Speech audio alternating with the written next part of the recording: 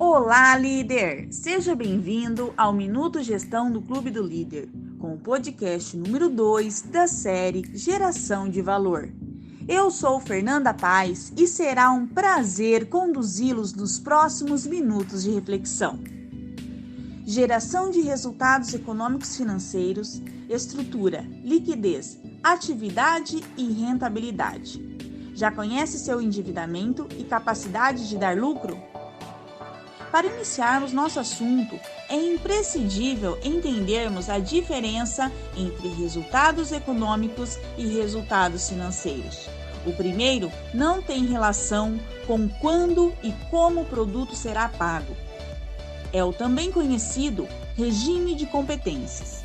Por exemplo, você faz uma venda para receber em 3 vezes de R$1.000. No fluxo de caixa econômico, será computado R$3.000, ainda que não tenha sido recebido. No fluxo de caixa financeiro, será computado R$1.000 por mês no fluxo de caixa previsto e a forma como efetivamente foi pago no fluxo de caixa realizado. Para gerar resultados econômicos financeiros, é recomendável que se tenha plenos controles dos indicadores primordiais, os que nos dirão como está a geração de resultados da estrutura, nível de endividamento da empresa, sua condição em lidar com seu nível de endividamento, capacidade de pagamento, como está a geração de resultados de liquidez ou capacidade monetária de cumprir com os passivos e criar proteção patrimonial. Como está a geração de resultados de atividade, o quanto sua empresa leva de tempo para transformar as contas em vendas ou caixa e como é a relação entre este tempo e o tempo que paga seus fornecedores pelo produto comprado. Quanto, afinal, você precisa para o negócio operar e qual sua capacidade de obter lucro? Antes de começarmos, é importante esclarecer que os indicadores financeiros que trataremos são obtidos por meio de cálculos das informações do balanço patrimonial. Por isto, sua empresa precisa estar com a contabilidade correta e em dia para que sejam precisos. De qualquer forma, as dicas que traremos servirão para que você, no dia a dia, tenham ações proativas que ajudem nos bons resultados desses indicadores, mesmo que você só venha apurá-los no longo prazo. Abordaremos os 3 conjuntos dos indicadores econômicos financeiros que são estrutura, liquidez e atividade, juntamente com as principais recomendações para ter bons resultados nestes 3 conjuntos. Então, vamos falar de física. Na realidade em que vivemos, tudo que existe veio de algum lugar, através da transformação por reações químicas ou físicas de outros componentes, ok? Ou seja, nada vem do nada. E esse conceito básico é fundamental quando falamos em indicadores financeiros e o seu entendimento facilita muito todas as conversas a seguir. Ou seja, se você tem algum estoque na sua loja, você comprou ele de alguém, que já pode ter sido pago ou não, usando o dinheiro da empresa, dos sócios ou de terceiros, certo? Assim como, se você tem dinheiro em caixa, é porque esse dinheiro ou é da própria operação ou proveniente de injeção de capital dos sócios, de endividamento em bancos ou de fornecedores que deixou de pagar, de qualquer forma, nada vem do nada. Por que isso é importante? Porque toda análise financeira parte deste princípio, e é isso que, de forma geral, em todos os conjuntos de indicadores financeiros estarão analisando. De onde vêm os bens e direitos que a empresa tem? Eles são provenientes de fontes sólidas, como resultado da própria operação, ou estão sendo artificialmente sustentados por fornecedores, bancos ou sócios? E, se estão sendo sustentados por terceiros, qual o grau de fragilidade desta sustentação? Então, vamos lá. Indicadores de estrutura. Dentro dos indicadores de estrutura, os mais relevantes para a nossa conversa são composição do endividamento, endividamento oneroso e imobilização. E o que são esses indicadores e para que servem? Bom, esses indicadores analisam o quanto dos bens que sua empresa possui que ainda estão sendo pagos, ou seja, não são dela ainda. Em que áreas esses bens estão sendo aplicados? Estoque, imóveis, veículos. Quantos juros estão sendo pagos para manter esses bens e quanto dos bens e direitos da empresa que está imobilizado?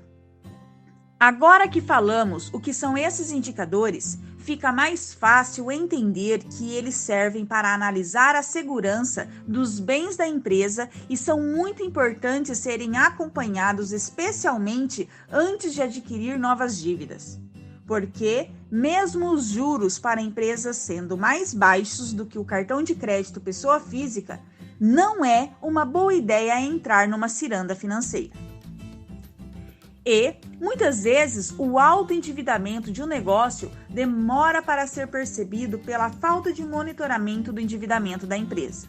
Por isto, buscar acompanhar o endividamento do seu negócio e estabelecer limites que você entenda serem saudáveis para a saúde financeira da empresa é essencial. Indicadores de liquidez. Neste conjunto, os principais indicadores são liquidez geral, liquidez corrente e liquidez seca. Esse conjunto de indicadores é utilizado para analisar o crédito de uma empresa, pois mostram a capacidade financeira de pagar suas contas e empréstimos. Ou seja, são fundamentais para entender a saúde financeira da empresa e proteger o patrimônio dela, evitando que seus bens tenham que ser vendidos para que suas dívidas consigam ser pagas.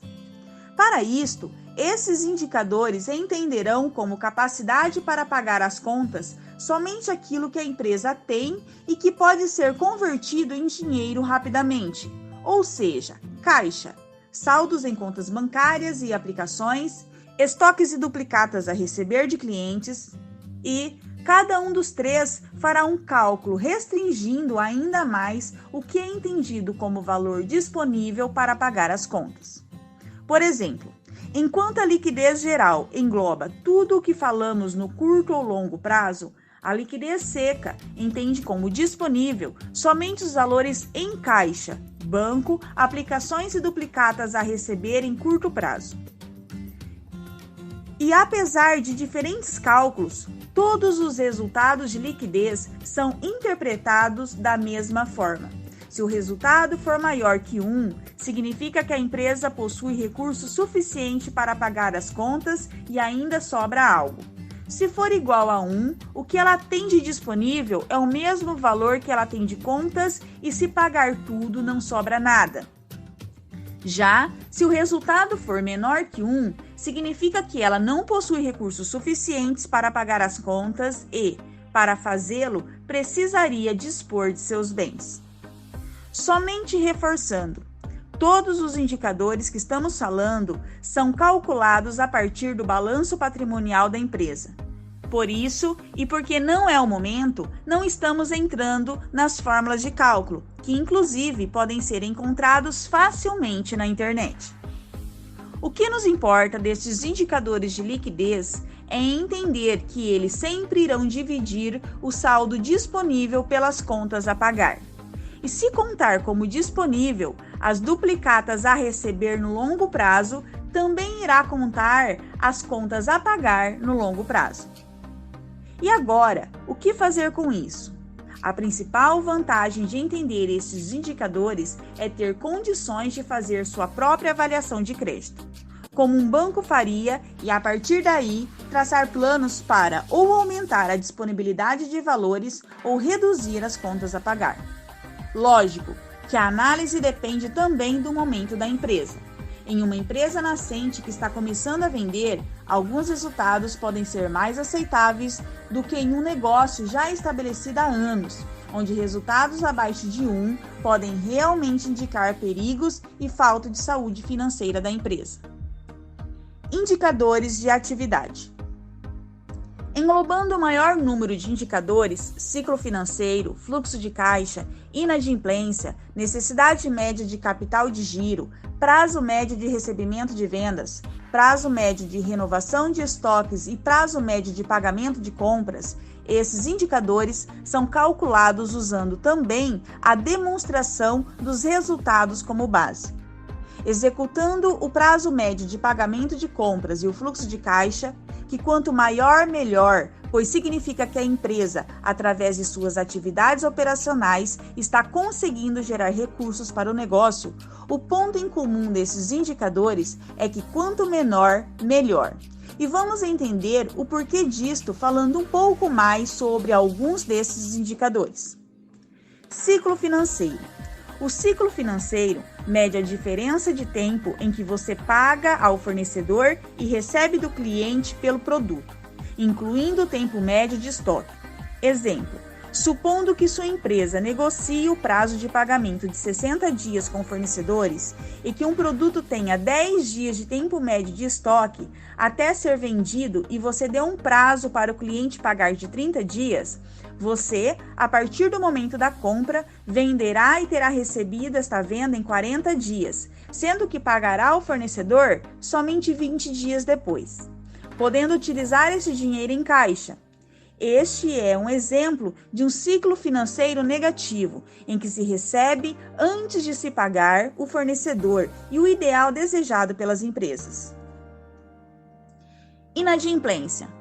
Este é o mais comum e facilmente entendido, pois mede o quanto de receita não recebida e que precisa de atitudes para retornar o valor ou parte dele para o caixa. Inclusive, pois como já houve nota fiscal emitida, a empresa já teve custos com impostos sobre aquilo. É muito importante separar a inadimplência por categorias de acordo com o tempo em aberto das dívidas e ter ações diferentes para cada uma destas categorias. Pois em momentos de crise financeira no país, a grande maioria que deve não faz por má fé e o custo de perder um cliente por procedimentos inadequados de cobrança é alto. Existem estimativas que apontam que conquistar um novo cliente custa 10 vezes mais do que manter um atual. Portanto, é importante lembrar e ter ações assertivas que resolvam o problema da inadimplência sem gerar problemas no futuro. Necessidade média de capital de giro. É o montante mínimo que uma empresa deve ter em caixa e varia de empresa para empresa. Esse valor serve para manter a empresa funcionando, assegurando as operações necessárias dentro da empresa e pode ser calculado de várias formas. Porém, quando o cálculo tem um resultado negativo, indica que há necessidade de fontes externas de capital de giro. Se o cálculo gera um resultado positivo, indica que o fluxo financeiro da empresa provavelmente está de acordo com o planejado e a empresa está com seus processos funcionando adequadamente. Quanto aos indicadores de prazo médio de recebimento de vendas e prazo médio de renovação de estoque, quanto menores melhor, pois significa que os processos de venda e entrega para o cliente estão funcionando adequadamente, e quanto menor, mais ágil significa que a empresa é, estando também mais capacitada para lidar com concorrentes e suportar oscilações de mercado. Algumas lições importantes de tudo isso. Quando se trata de dinheiro, quanto mais rápido receber e mais longe pagar, melhor. Receber antes de pagar é o melhor dos cenários. Veículos, propriedades e equipamentos são importantes para a empresa, porém, em excesso, consomem recursos que poderiam ser aplicados para a empresa crescer mais rápido. Cada empresa é única e, por isto, ter um caixa superior ao realmente necessário pode ser perda de oportunidades de investimentos que resultassem em vendas. Todos os indicadores financeiros dependem de vendas. Se sua empresa não está vendendo, não tem administração financeira que dê jeito. Mesmo que você não olhe para estes números, instituições financeiras olham, Portanto, se você pretende utilizar de recursos externos em algum momento, é melhor começar a olhar para esses indicadores e trabalhar para construir indicadores bons que diminuam suas taxas de juros nos financiamentos. Manter o financeiro e a contabilidade da empresa em dia é mais importante do que aparenta ser e é a chave para um negócio de sucesso. Eu sou Fernanda Paz e este foi o Minuto Gestão. Gostou do conteúdo? Inscreva-se no habilidadesdelíder.com.br/clube e tenha acesso a muito mais. Até o próximo!